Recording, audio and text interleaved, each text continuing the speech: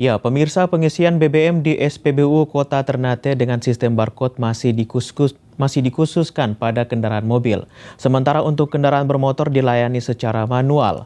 Terpantau pelayanan barcode belum 100% berlaku alias dominan memakai pencatatan plat nomor. Pengisian BBM menggunakan barcode telah diterapkan di beberapa daerah termasuk di Ternate, Maluku Utara. Pembeli dapat mendaftar di link aplikasi My Pertamina yang nantinya dapat digunakan untuk pengisian BBM.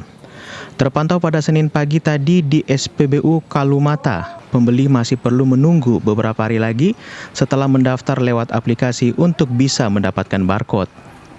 Sehingga pengisian BBM masih dilakukan dengan cara pencatatan plat nomor atau nomor polisi. Penerapan barcode belum diterapkan pada semua kendaraan, melainkan dikhususkan untuk mobil. Sementara kendaraan bermotor dilayani secara manual. Ya. Untuk barcode, daftar dari kapan untuk ini? Dari minggu lalu. Minggu lalu? Saya. Sampai hampir 10 hari nih.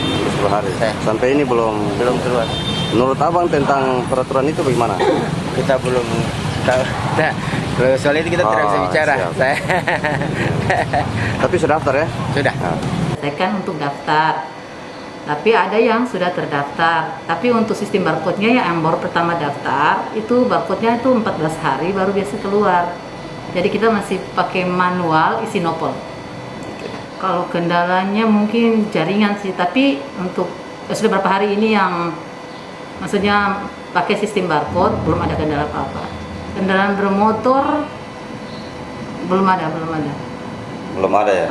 Yang masih baru berlaku untuk kendaraan roda 4. Dominan pencatatan nomor polisi dilakukan selain konfirmasi sistem dan pengaruh jaringan, juga menunggu warga yang mendaftar.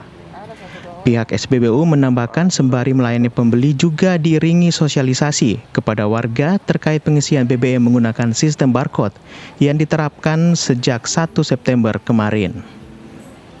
Dari Maluku Utara, Opik Syarifuddin melaporkan untuk Awanua TV.